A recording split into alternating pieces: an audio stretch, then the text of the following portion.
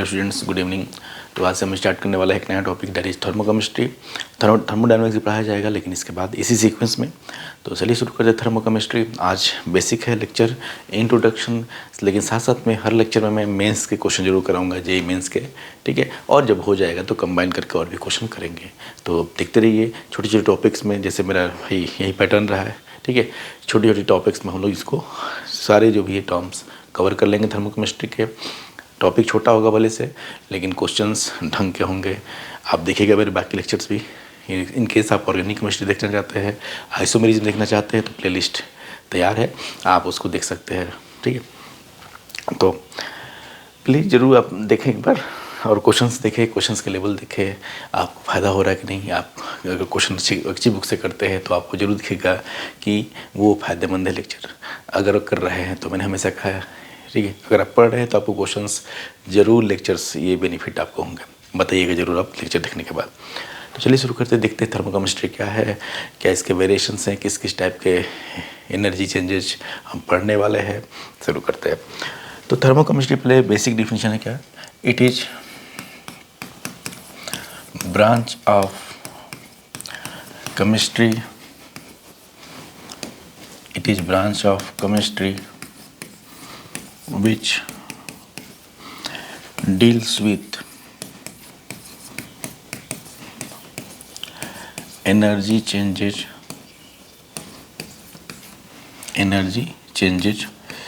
involved in a chemical reaction.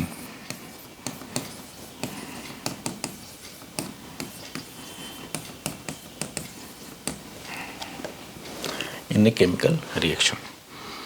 Obvious देखो, chemical reaction में होता क्या है, सब जानते हैं डिफिनीशन बेसिक। कोई भी कहे केमिकल रिएक्शन का डिफिनीशन बताओ तो क्या बताओगे?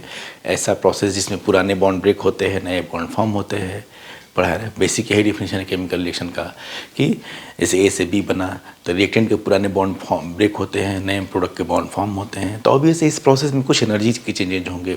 कभी हीट क्या होगा, किसी रिएक्शन में हीट लिबरेट होगा, किसी रिएक्शन में आपको हीट देना पड़ेगा। तो उस टाइप की चीज़ों की बात हम करने वाले हैं थर्मोकेमिस्ट्री में। किस रिएक्शन में कितना हीट लिबरेट होता है, कैसे कैलकुलेट करते हैं, ये सारा यही एसेंस है इसका, ठीक है। रिएक्शन में कितना हीट जनरेट हुआ, चाहे लगा, कैसे कैलकुलेट करेंगे, किस किस टाइप का ये हीट होता है, वो सब बातें हम थर्मोकेमिस्ट्री में अलग अलग लेक्चर्स में क्वेश्चंस के साथ साथ इंपॉर्टेंट है। फिजिकल केमिस्ट्री है तो भैया डिफिनीशन से कुछ होगा नहीं, मैं सब जानता हूँ।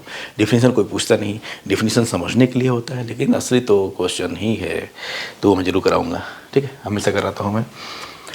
It is branch of chemistry which deals with energy changes involve in a chemical reaction, ठीक है। Most of the chemical reaction, सब जानते हैं ये बात, chemical reactions proceed with, reason बता दिया मैंने भाई, बॉन्ड ब्रेक होगा, बॉन्ड फॉर्म होगा, तो एनर्जी का तो कुछ हीट चेंज होगा है। प्रोसीड विथ आइदर, ठीक है, evolution of heat, either evolution और एब्जॉर्प्शन ऑफ हीट। कभी लग जाएगा, कभी, ठीक है, कभी रिएक्शन में एनर्जी खुद जनरेट होगा, हीट कभी देना पड़ेगा। तो इस टाइप की बातें हम करने वाले हैं। Most of the chemical reaction proceed with either evolution और एब्जॉर्प्शन ऑफ हीट, ठीक है। Since most chemical reaction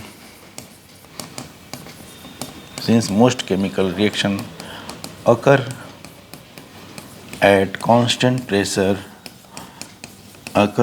constant pressure,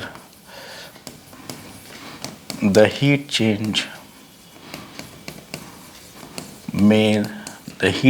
ये important line है, may also be written as enthalpy change of reaction, may also be called, ठीक है, the heat change may also be called enthalpy change।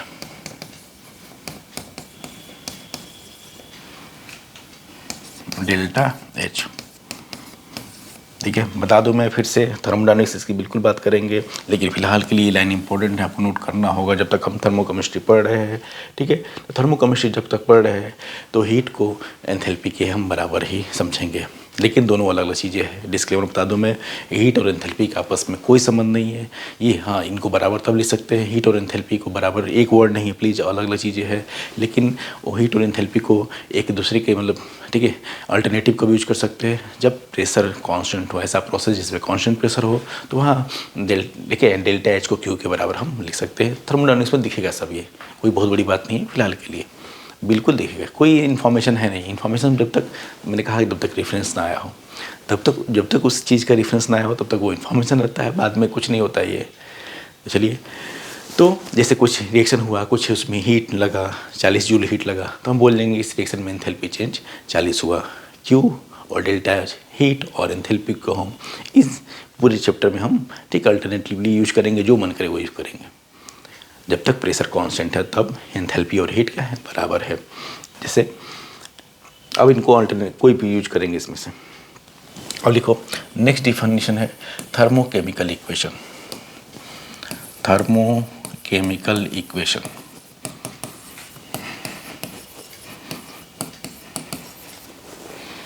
ये क्या होता है भाई? अ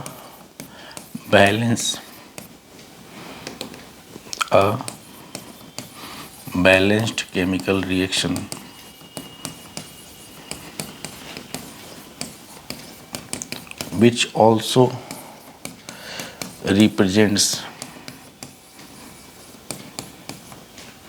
which also represents heat or enthalpy change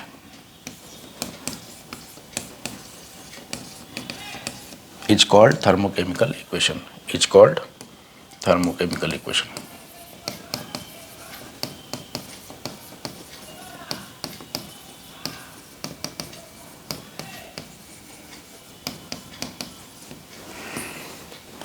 ठीक है, बैलेंस रिएक्शन तो हम जानते हैं, बैलेंस रिएक्शन तो पता है बैलेंस रिएक्शन कैसे होता है, कैसे करते हैं। अब उसी रिएक्शन के साथ अगर हम उसमें लगने वाली, मैंने कहा ना रिएक्शन में क्या होता है, या तो कई बार हीट लग जाता है, आपको देना पड़ता है, चाहे वो रिएक्शन के दौरान हीट जनरेट भी होता है, दोनों तरह की बातें करेंगे। कुछ रिएक्शन ऐसे हैं जिसमें हीट देना पड़ता है, ठीक है, कुछ रिएक्शन ऐसे हैं जिसमें हीट जनरेट होता है, ठीक है। तो कोई रिएक्शन है वो बैलेंस फॉर्म में है, साथ साथ में ये भी बताया गया है कि उसमें कितना हीट जनरेट हुआ, चाहे लगा जो भी हो, कभी लग सकता है, कभी मिल सकता है, ठीक है। कोई रिएक्शन बैलेंस फॉर्म में हो, साथ साथ में ये भी बताया गया हो कि इस रिएक्शन में इतना हीट जनरेट हुआ, चाहे हमको लगाना पड़ा। तो इस टाइप के इक्वेशन को जब ऐसा रिप्रेजेंटेशन हो तो उसको बोलते हैं थर्मोकेमिकल इक्वेशन। जैसे एग्जांपल के लिए मान लो लिखा है CH4, लिखा है CH4 plus Cl2 giving CH3Cl plus HCl, और साथ में इधर लिख दिया है डेल्टा H इक्वल टू कुछ एक्स कोई अमाउंट है, ठीक है, 50 जूल 100 जूल पता नहीं है मुझे, ये तो डेटा बेस्ड है ना, कि इस रिएक्शन में कितना हीट जनरेट हुआ ये हम नहीं बता सकते, ये हमारे बस का नहीं, किस रिएक्शन में कितना हीट जनरेट हुआ हम कुछ और करेंगे इस चैप्टर में।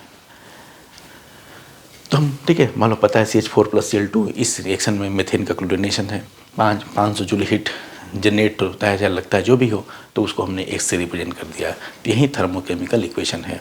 रिएक्शन बैलेंस है, बिल्कुल बैलेंस है, देख लो ये रिएक्शन भी बैलेंस है, साथ साथ में बताया गया कि इस रिएक्शन में कितना हीट ठीक है जनरेट हुआ, चाहे लगा, मैंने वैल्यू तो नहीं लिखा है एक्स कुछ भी। तो इस टाइप का रिप्रेजेंटेशन हो डेटा के साथ साथ, तो उसको बोलते हैं थर्मोकेमिकल इक्वेशन। और मैंने कहा रिएक्शन के लिए कांस्टेंट प्रेशर पे रिएक्शन हो रहा है तो क्यू को हीट चेंज को एंथैल्पी चेंज भी लिख सकते हैं, हीट चेंज को एंथैल्पी चेंज भी लिख सकते हैं। हमेशा हीट और एंथैल्पी बराबर नहीं होते, याद रखिएगा।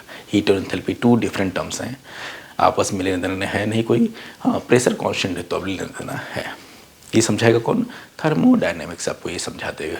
ये सब क्यों? अब लिखो, ऑन द बेसिस ऑफ, ये कुछ बेसिक डिफिनेशन है इसलिए ये जान लेते हैं। ऑन द बेसिस ऑफ, मैंने कहा ना भाई, अब कुछ केमिकल रिएक्शन में हीट जो एंथैल्पी बोलेंगे, मैंने कहा हीट और एंथैल्पी एकदम बराबर है अभी के लिए, ठीक है, जब तक हम थर्मोकेमिस्ट्री पढ़ रहे हैं। तो किसी रिएक्शन में हीट लगेगा, किसी रिएक्शन में हीट मिलेगा, रिएक्शन वो खुद हीट देगा, कई बार देना पड़ेगा। तो ऑब्वियस है अब कि 2 टाइप के रिएक्शन होते हैं, ठीक है। एंथैल्पी के हिसाब से 2 टाइप के रिएक्शन होते हैं। तो on the basis of enthalpy of reaction, on the basis of enthalpy reactions are classified as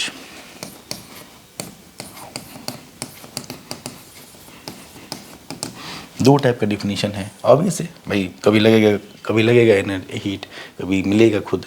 तो पहला है exothermic reaction,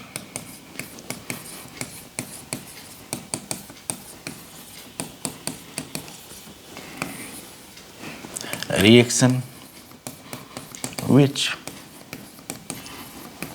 which proceeds with, एक जो मतलब निकलना, with evolution of heat, ऐसे रिएक्शन जिसको होने से साथ साथ प्रोडक्ट के साथ आपको हीट भी जनरेट होता है, खुद हीट देगा रिएक्शन, ठीक है। ऐसे रिएक्शन जिसमें प्रोडक्ट बनने के साथ साथ हीट भी इवॉल्व हो उसको बोलते हैं एक्जोथर्मिक, ठीक है, एक्जोथर्मिक रिएक्शन। जैसे एग्जांपल लिख लो, कोई रिएक्शन है A + B गिविंग C, ठीक है। अब ये रिएक्शन एक्जोथर्मिक है तो इसको ऐसे रिप्रेजेंट करते हैं ΔH = -x, ठीक है, कुछ भी जूल पर मोल, किलो जूल पर मोल, जो भी हो, किलो जूल। अब जरा देखिए ये थर्मोकेमिकल इक्वेशन है भाई, ठीक है। ये दिखा रहा है कि ये रिएक्शन में A B मिलकर C बना रहे हैं, साथ साथ में एक्जोथर्मिक रिएक्शन कैसे रिप्रेजेंट करते हैं। इस रिएक्शन का एंथैल्पी निगेटिव है, enthalpy negative ΔH। Enthalpy negative होने का मतलब ये है कि इस रिएक्शन में प्रोडक्ट C बनने के साथ साथ में x amount of energy, x kilo joule of energy भी लिबरेट हो रही है। ये रिप्रेजेंटेशन है एक्जोथर्मिक रिएक्शन का, ठीक है। बहुत सिंपल बात है, आपने 8th में पढ़ा हो, 9th 10th के बच्चे भी जानते हैं सब, फिर भी मैं बता दे रहा हूँ, आज इंट्रोडक्शन क्लास है तो ये सब भी जरूरी है कि A + B से C बनने में, ठीक है, प्रोडक्ट तो बन ही रहा है, साथ साथ में x किलो जूल इतना अमाउंट ऑफ हीट भी लिबरेट हो रहा है, ठीक है। तो ये हो गया एक्जोथर्मिक रिएक्शन का रिप्रेजेंटेशन। ΔH निगेटिव का निवेट कर रहा है, ΔH अगर नेगेटिव लिखा जाए तो हम क्या मानेंगे कि इस रिएक्शन में हीट लिबरेट हो रहा है, हमको मिल रहा है, ठीक है, हीट चाहे एंथैल्पी। मैंने कहा ना उसको मैं अल्टरनेटिव यूज करूँगा, अभी करिए कोई दिक्कत नहीं है, लेकिन याद रखिएगा दोनों अलग अलग चीज़ें हैं। फिलहाल के लिए जब तक थर्मोकेमिस्ट्री है तब तो कोई दिक्कत नहीं है। तो कोई बोल सकता है कि इस रिएक्शन में x kilo joule energy, x kilo joule heat liberate हो रहा है। कोई बच्चा इससे ये बोल सकता है कि इस रिएक्शन का एंथैल्पी चेंज जो है x किलो जूल नेगेटिव है। दोनों बातों का सेम मतलब है। अच्छा, इसको ऐसे भी रिप्रेजेंट करते हैं, ये तो नया कन्वेंशन है कि आपने रिएक्शन लिखा और ΔH को अलग से लिख दिया -x। आपको क्या दिखाना था कि ऐसा रिएक्शन है जिसमें प्रोडक्ट के साथ साथ x kilo joule energy liberate हो रहा है, एक्जोथर्मिक। तो आपने एक तरीका ये है A + B गिविंग C और ΔH = -x किलो जूल लिख दिया। अब एक ओल्ड कन्वेंशन भी चलता था जो कम फॉलो होता है, लेकिन फिर भी कहीं मिल जाए तो ठीक है। तो इसको ऐसे भी रिप्रेजेंट करते हैं, इसी बात को भाई हमको दिखाना है कि प्रोडक्ट के साथ साथ x kilo joule heat liberate भी हो रहा है, तो हम इसको ऐसे भी लिख सकते हैं C + x। दोनों चीज़ें एक ही बात है, ध्यान देना। ये ओल्ड कन्वेंशन है, नया तो यहीं चलेगा, ज़्यादातर आपको यहीं मिलेगा ऊपर वाला।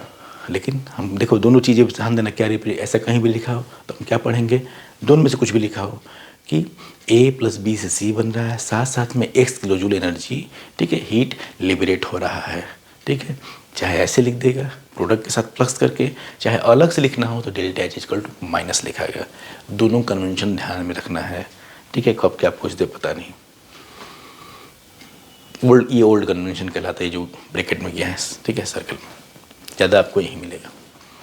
ये दोनों ही एक्जोथर्मिक रिएक्शन का ही रिप्रेजेंटेशन है, एक्जोथर्मिक रिएक्शन का ही रिप्रेजेंटेशन है, ठीक है। दूसरा एंडोथर्मिक, आप समझ गए होंगे, कोई बहुत बड़ी बात नहीं है।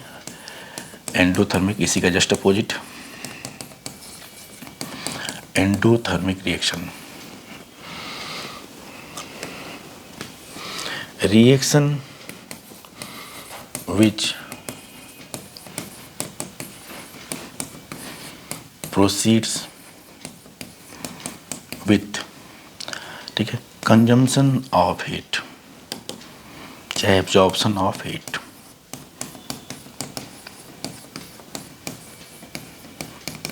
ऐसा रिएक्शन जिसके होने से हीट एब्जॉर्ब भी, उसको क्या बोलेंगे, एंडोथर्मिक रिएक्शन। जैसे मान लेते कोई reaction C + D giving E है, वो एंडोथर्मिक दिखाना है हमको, मान लेते हैं तो क्या लिखेंगे, दो तरीके हैं, या तो ΔH = +y लिख दीजिए, मतलब पढ़ लेते इंटरप्रिटेशन। इस रिएक्शन में C और D मिलके E बना रहा है, साथ साथ में y जूल ऑफ एनर्जी, चलो y किलो जूल लिख दो, कुछ भी लिख दो, जो भी अमाउंट हो भाई, ये तो वेरिएबल ऐसे लिखा है मैंने। कैसे पढ़ेंगे, अगर ऐसे लिखा है ये क्या कहलाएगा, थर्मोकेमिकल इक्वेशन। इसको इंटरप्रेट क्या करना है कि इस रिएक्शन में सी और डी मिलकर ई बना रहे हैं, साथ साथ में वाई किलो जूल एनर्जी देना पड़ रहा है।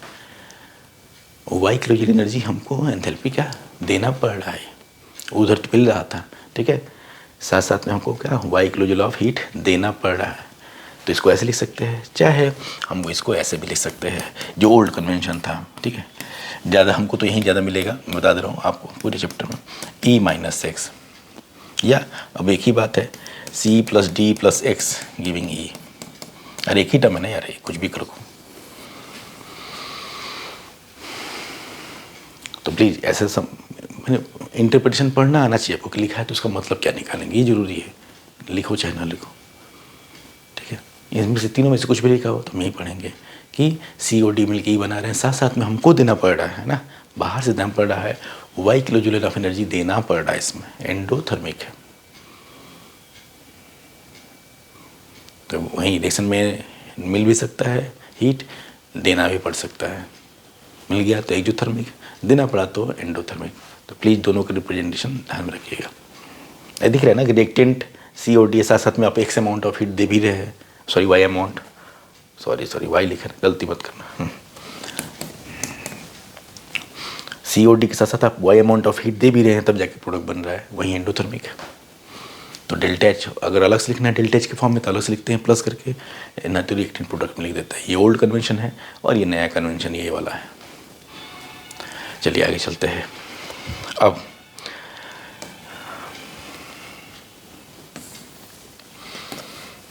अब ये तो कुछ बच्चों वाली बातें हो गई, थोड़ा सा अब आगे पढ़ते हैं, ठीक है, लेकिन ज़रूरी था इंट्रोडक्शन लिख लें। ये आप 8th 9th सब मैं जानता हूँ, 7th में बच्चे भी जानते हैं कि एक्जोथर्मिक एंडोथर्मिक क्या क्या होता है, लेकिन ज़रूरी है इंट्रोडक्शन। हम लोग बेसिक से चलेंगे और आगे तक चलेंगे, मेन से एडवांस तक ही भी क्वेश्चन करते हैं, ठीक है। तो आगे अब देखो फैक्टर्स। अब कोई रिएक्शन नहीं हुआ तो उसमें मैम ने कहा हमें हीट मिल भी सकता है, लिबरेट भी हो सकता है, लग भी सकता है। अब इसी हीट को, जिसको एंथैल्पी बोल रहे हैं हम, in most of the cases जब तक प्रेशर कांस्टेंट हो तो इस हीट को एंथैल्पी भी बोल सकते हैं, बिल्कुल बोल सकते हैं, ठीक है, प्रोवाइडेड प्रेशर इज कांस्टेंट, ठीक है, अदरवाइज नहीं। अब ये जो हीट निकल रहा है वो कौन कौन से फैक्टर्स पे डिपेंड करता है वो देख लेते हैं। तो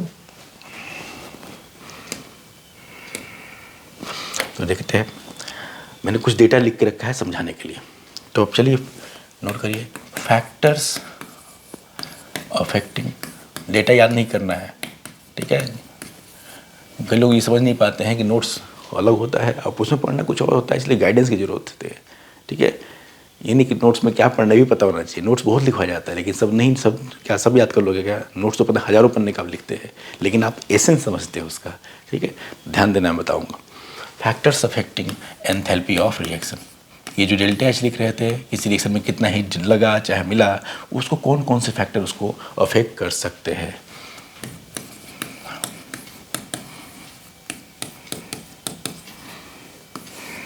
पहला है allotropic form of substance, form of elements. Allotropes आपने 10th में ही पढ़ा होगा, बहुत बड़ी बात नहीं है। कार्बन के एलोट्रॉप क्या है? डायमंड, ग्रेफाइट, ठीक है, और एलोट्रॉप आप इनऑर्गेनिक में पढ़ेंगे ही, तो हम वही रेफरेंस लेंगे। डायमंड, ग्रेफाइट, फुल्लिन्स एलोट्रॉप्स होते हैं, एलोट्रॉपिक फॉर्म ऑफ एलिमेंट, ठीक है। तो different allotropic form of elements are associated with, ध्यान से देखना, कम लिखने के बजाय कम से कम देख लेना, डिफरेंट अमाउंट ऑफ हीट, चाहे enthalpy, different amount of heat. अब जरा डेटा देखिए, डेटा से समझ में आएगा, बहुत इंपॉर्टेंट है। जैसे ठीक है, कार्बन और ऑक्सीजन मिलकर CO2 बनाते हैं, C+O2 CO2, और उसमें कुछ एक्जोथर्मिक रिएक्शन है फिलहाल के लिए, उसमें डेल्टा एच कुछ आता है, लेकिन ऐसे बोलने से एक परफेक्ट नहीं होगा। कार्बन और CO2 मिलके, ठीक है, O2 मिलके C और मिलके CO2 बनाते हैं। अगर कार्बन का ग्रेफाइट वाला, आपने नोट करें, इसको जरूर नोट करें डेटा को समझने के लिए, अगर ग्रेफाइट वाला इलेक्ट्रॉप लिया आपने, ग्रेफाइट, तो अलग अमाउंट ऑफ हीट आ रहा है, वो याद मत करना समझने के लिए, और ये तो एक्सपेरिमेंटल डेटा है। और डायमंड लिया तो अलग अमाउंट ऑफ हीट आएगा, वही कंबशन वही है, C+O2 वो लिया, अगर ग्राम ग्रेफाइट लिया तो अलग अमाउंट ऑफ हीट आता है, और डायमंड लिया तो अलग अमाउंट ऑफ हीट आता है। तो एंथैल्पी चेंज किस पे डिपेंड करता है? अलग अलग इलेक्ट्रॉप से, उसी एलिमेंट के, उसी कार्बन के अलग अलग इलेक्ट्रॉप के लिए एंथैल्पी चेंज ऑफ रिएक्शन अलग अलग आएगा, अलग अलग आएगा। प्लीज़ डेटा बस कंपेरिजन के लिए याद करने के लिए, मुझे याद नहीं हुआ, तुम्हें क्या याद करना है यार? नहीं याद करना है, सोचना भी मत याद करना है क्या सर, ठीक है? नहीं नहीं, ऐसा नहीं। उसी एलिमेंट के अलग अलग इलेक्ट्रॉप लेंगे तो एंथैल्पी चेंज वो अलग अलग आएगा। फिर अब देखिए नेक्स्ट, देख लो दूसरा, different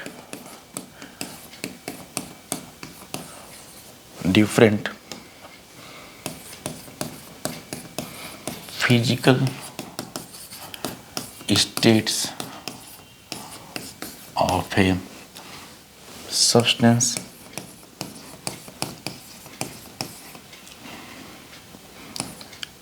are associated with different amount of heat.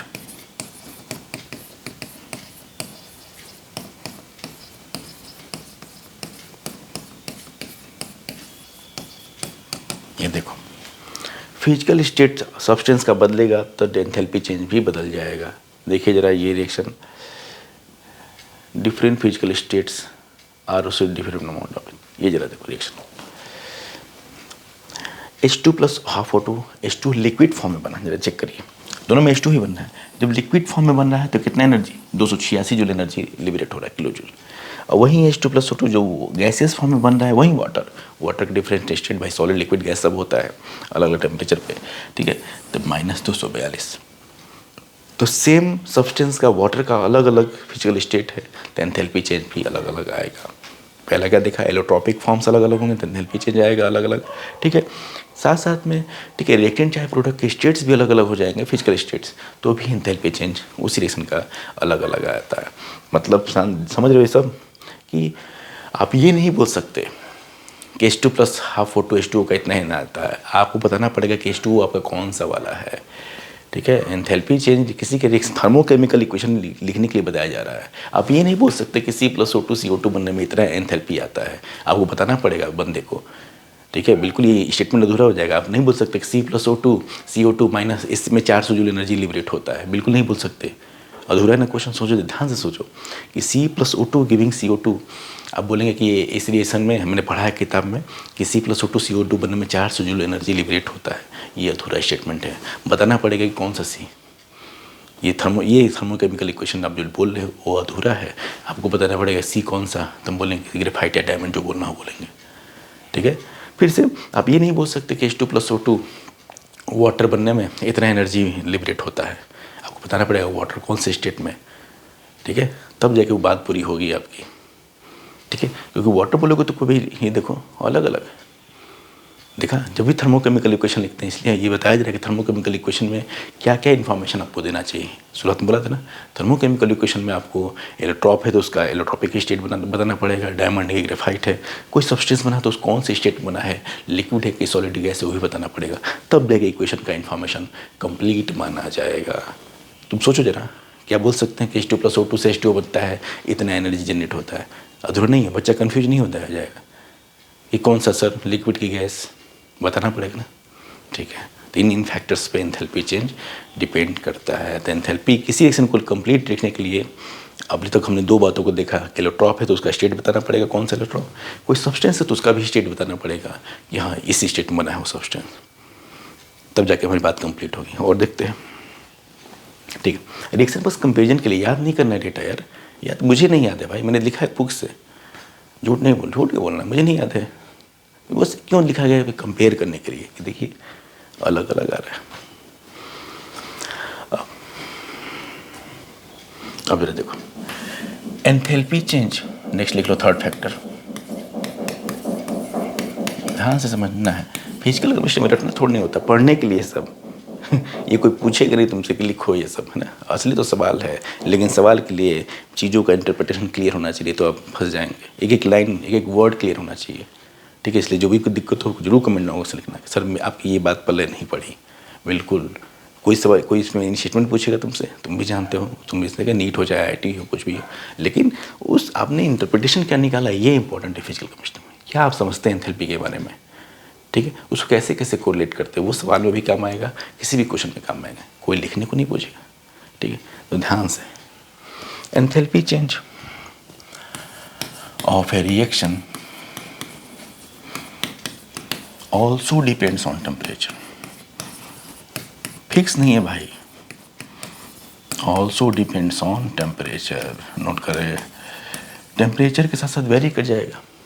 जैसे अभी लिखा था, एक बात करें, डेल्टा देख लेता हूँ मैं, हाँ, C+2 डेल्टा एच कितना, -394, ठीक है। जैसे टेम्परेचर से भी वेरी करता है, फिक्स नहीं है। CO2, ठीक है, डेल्टा एच कितना दिया था इसका, -394, जो भी है किलो जूल पर मोल, जो भी दिया हो। तो ये डेटा जो दिया है इन्होंने बुक में, वो किसी खास टेम्परेचर पे दिया रहता है, फिक्स नहीं है एंथैल्पी चेंज। हम करेंगे इसमें आगे लेक्चर्स में कि, तो ये data maximum most of the cases हमारे पास जो डेटा है वो 25 डिग्री सेल्सियस का है, ठीक है। हाँ, क्वेश्चन में कुछ और भी हो सकता है बताया है, क्वेश्चन बता दे कि नहीं 25 का नहीं है। जब तक क्वेश्चन में मेंशन ना हो तो हम अज्यूम कर लेते हैं कि वो डेटा जो दिया गया है कि C+O2 का, अभी देखो ये नहीं बोल सकते कि C+O2 से CO2 बना, अभी देख ध्यान से, C+O2 से CO2 बनने में 394 joule energy, kilo joule energy liberate होती है, नहीं, अभी और बोलना पड़ेगा, 394 किलो जूल इस टेम्परेचर पे तो जनरली 25 डिग्री सेल्सियस पे लिबरेट होती है। कोई और टेम्परेचर होगा तो ये अलग आ जाएगा, फिक्स नहीं है। और सब हम देखेंगे कैसे निकालते हैं, एक टेम्परेचर पे दिया तो दूसरे टेम्परेचर पे निकाल भी सकते हैं। तो जब तक, फिर बता दो, पूरी थर्मोकेमिस्ट्री में अनलेस की क्वेश्चन में टेम्परेचर मेंशन ना हो तो वो अज्यूम है बाय डिफ़ॉल्ट कि वो डेटा 25 डिग्री सेल्सियस का 298 केल्विन का ही है। देखा अभी तक थर्मोकेमिकल इक्वेशन लिखते इसमें क्या क्या बातें ध्यान में रखनी है। कार्बन है तो बताना पड़ेगा कौन सा कार्बन, ग्रेफाइट, फुलरेन, डायमंड, ठीक है। साथ साथ में CO2 गैस, सॉरी यहाँ लिखना चाहिए था, मेरी गलती हो गई, सारे के सबके स्टेट लिखने पड़ेंगे। CO2 गैस, फिर से साथ साथ में डेल्टा एच किसी खास टेम्परेचर पे 25 डिग्री सेल्सियस पे इतना है, फिक्स नहीं है डेल्टा एच, टेम्परेचर पे भी वेरी करता है। अब और फिर अब सबसे इम्पोर्टेंट लास्ट, लेकिन मेन तो यही था, एंथैल्पी चेंज, ठीक है, चाहे हीट चेंज ऑफ रिएक्शन, इसका क्वेश्चन करेंगे मेंस का भी, बिल्कुल देखना। ऑल्सो डिपेंड्स ऑन, तब तक एक बार ले लेते हैं जल्दी से, इस पे डिपेंड करता है डेल्टा एच की वैल्यू, फिक्स नहीं डेल्टा एच टेम्परेचर पे, जो आप डेटा देख रहे हैं जनरली मैं जो दिखाऊंगा पूरे चैप्टर में, अनलेस के अदरवाइज मेंशन ना हो, जब भी डेल्टा एच की वैल्यू कुछ लिखूंगा, किसी क्वेश्चन में लिखा होगा, आप भी करेंगे, समझ लीजिएगा कि अनलेस की मेंशन हो क्वेश्चन में, हम मान लेंगे डेटा किसका है 25 डिग्री सेल्सियस का, ये तो क्वेश्चन देगा, ऐसा भी हो सकता है कि 30 डिग्री सेल्सियस का दे दे, लेकिन क्वेश्चन देगा। अनलेस टेम्परेचर मेंशन ना हो तो हम मानेंगे कि जो भी डेटा हमको रिपोर्ट किया गया है किसी भी क्वेश्चन में, चाहे सर भी पढ़ा रहा है, वो 25 का रेफरेंस ले रहे हैं प्लीज़, है ना, बाई डिफ़ॉल्ट। फिर से साथ साथ में एंथैल्पी लिखने समय हम बताना होगा कि कोई एलिमेंट है तो कौन सा, अगर उसके बहुत डिफरेंट एलोट्रॉप्स हैं तो कौन सा एलोट्रॉप आप बात कर रहे हैं, ठीक है। साथ में ये भी बताना होगा कि कोई सब्सटेंस अगर डिफरेंट स्टेट में एग्जिस्ट कर सकता है, वाटर जैसे लिक्विड, सॉलिड, गैस, तो कौन से स्टेट की बात कर रहे हैं। अब तक एसेंस यही हुआ ना, आपको थर्मोकेमिकल इक्वेशन में दिखाना होगा सब कुछ एकदम डिटेल में, तब पूरा मान, तब इन्फॉर्मेशन, तब सामने वाला सही से इंटरप्रेट कर पाएगा। अभी और बाकी, heat change of reaction also depend on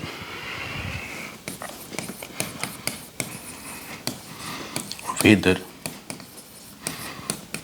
the reaction is being carried out at constant pressure or constant volume।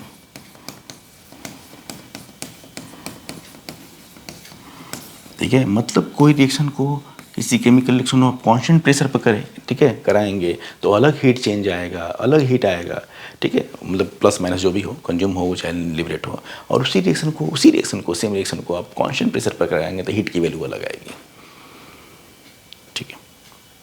Same reaction को कांस्टेंट वॉल्यूम पे करेंगे और सब ये देखेंगे हम लोग कि क्या अंतर पड़ जाता है, क्या है वो। एक ऐसा नहीं कि बस लिख रहे हैं, थर्मोडायनेमिक्स से बाकी है, सारे जवाब को धीरे धीरे मिलते रहेंगे आपको, लेकिन पढ़ते रहिए, है ना। यहाँ ये चैनल नहीं, अधूरा वाला चैनल नहीं है, ठीक है। आपको बिल्कुल चीज़ों को क्लियर, यही मेरा काम है भाई, मुझे अच्छा लगता है ये नहीं कि लिख दिया हो गया बस मान लिया, सर बोले कहाँ का बोल रहे भाई, लेकिन मैंने कहा कि थोड़ी देर सब्र करो, शुरू किया है, सब पता चल जाएगा कि कहाँ अंतर आ रहा है, क्यों है। सबसे इम्पोर्टेंट है ना फिर सवाल साइंस में, क्यों। ये नहीं कि सर बोल रहे हैं, सर कहाँ बोल रहे भाई, सर का भगवान ने कहा नहीं। मैंने हमेशा कहा IIT की तैयारी कर रहे हैं आप, चाहे नीट की बैल मत बनिए, है ना, तर्क। मैंने कहा कि मैं कुछ छुपा रहा हूँ अभी, लेकिन ये बहुत दिन तक नहीं रहेगा, लेक्चर्स देखते रहिए, सब धीरे धीरे मिल जाएगा, सीक्वेंस में देखिएगा, बस यही रिक्वेस्ट, कुछ भी इंफॉर्मेशन नहीं है, मज़ा आएगा। Depend on whether the reaction is being carried out at constant pressure or constant volume, and these two values, मैंने कहा ना वही रिएक्शन को कांस्टेंट प्रेशर पे कराएं तो हीट की अलग वैल्यू, वही रिएक्शन को कांस्टेंट वॉल्यूम पे कराएं अलग value, and these two values are related by delta H equal to delta U plus delta NG/RT। Delta U को चलो मैं वो भी लिख दे रहा हूँ, नहीं तो कन्फ्यूज जाओगे, अलग अलग बुक वाले ना बहुत नोटेशन अलग अलग कर देते हैं। डेल्टा यू को कई जगह डेल्टा ई भी लिखा रहता है, तो प्लीज़ डेल्टा यू, अरे बाप रे, डेल्टा यू और डेल्टा ई, डेल्टा यू चाहे डेल्टा ई भी लिखे, चलो रहने दो मत लिखो, delta U plus delta NG/RT। इसका अभी देख लेते हैं, where delta H equal to heat जो भी लगे, चाहे मिले कंज्यूम चाहे लिबरेटेड, ठीक है। Heat change at constant pressure, मैं बोला ना सुबह से बोल रहा हूँ कि डेल्टा H और हीट अलग अलग चीज़ें हैं, लेकिन ठीक है डेल्टा H और हीट का आपस में कोई संबंध नहीं है, लेकिन बराबर होते हैं जब प्रेशर कांस्टेंट हो, ठीक है। और मैं कहाँ बात करूँगा बताया नहीं मैंने, क्यों, थर्मोडायनेमिक्स में, सीक्वेंस में इस तरह सब मिल जाएगा, कोई बहुत बड़ी चीज़ नहीं है। Delta H equal to heat change at constant pressure, तो जो कांस्टेंट प्रेशर पे हीट आता है उस रिएक्शन को उसको डेल्टा H बोलते हैं, और delta U heat, delta U चाहे कई बुक में डेल्टा ई लिखा है, परेशान मत होना, वही है heat change at constant volume. और डेल्टा एन जी तो पता ही है, T kelvin temperature, delta N G हमने पढ़ा है के पी इक्वल टू कहाँ, केमिकल इक्विलिब्रियम में। अब डेल्टा एन जी मत पूछना, सीधे सवाल पे आता है। अभी सबसे सिंपलेस्ट सवाल है थर्मोकेमिस्ट्री का, जो मेंस में भी मैंने मेंस के क्वेश्चन लिए जानबूझ के, और नीट में धड़ल्ले से आता है। तो चलिए जैसे जैसा रेफरेंस आता रहेगा करते रहेंगे, मजा आएगा इसमें, जैसे जैसे रेफरेंस आता है करते रहते हैं। Heat change at constant pressure, delta U क्या है, heat change at constant volume. तो रिएक्शन का जो हीट वाला वैल्यू है वो किस तरह से करा रहे हैं रिएक्शन को, प्रेशर कांस्टेंट प्रेशर रख रहे हैं तो अलग आएगा, कांस्टेंट वॉल्यूम पे करा रहे हैं तो अलग वैल्यू आएगी, और उन दोनों वैल्यू को आपस में कोरिलेट भी कर सकते हैं इस फॉर्मूले से। ये फॉर्मूला हम डिराइव क्या नहीं करेंगे, क्यों नहीं करेंगे, जब हम थर्मोडायनेमिक्स पढ़ रहे होंगे तो फॉर्मूला पता चल जाएगा क्यों। ये मत मानना कि बस याद कर रटना है, ऐसा कुछ है नहीं। फिजिकल केमिस्ट्री में क्या है, ठीक है। चलिए अब देखो जरा, चलिए एक दो क्वेश्चन कर लेते हैं, मेंस के हैं क्वेश्चन। अब देखिएगा पीवाई को जिसके पास है, बिल्कुल मेंस के जानबूझ के लिए थोड़ा सा मज़ा आ जाए, ठीक है, रिवीजन हो जाए, ठीक है। मैंने कहा फार्मूला अभी के लिए बस डेरिवेशन, ठीक है, देख लेंगे सब कुछ, जब अपने हाथ में तब क्या, बस समय की बात है।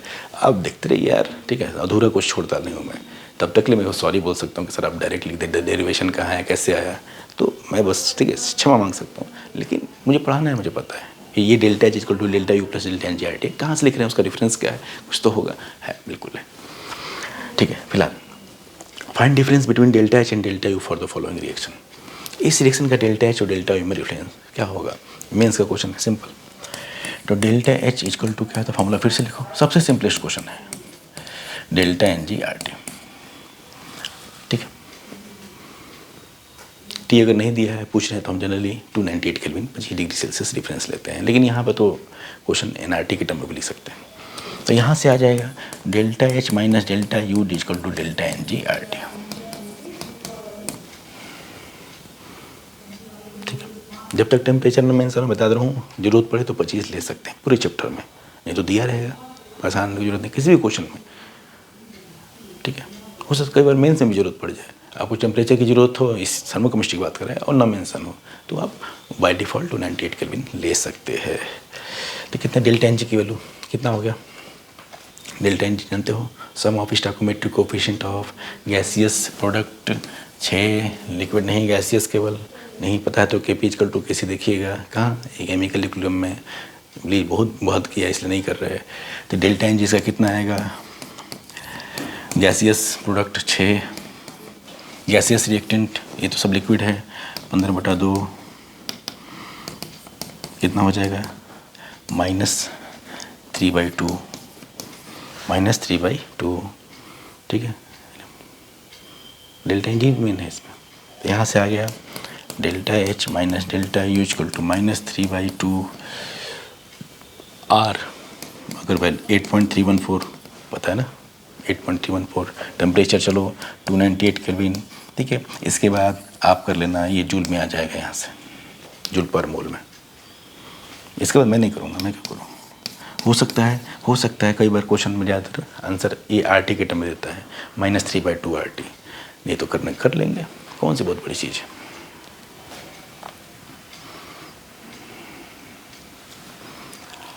कौन सी बहुत बड़ी बात है, देख लो, नोट करो, मैंने डेल्टा एन जी है, मैंने इसमें क्या था डेल्टा एन जी, और डेरिवेशन भी हम देखेंगे।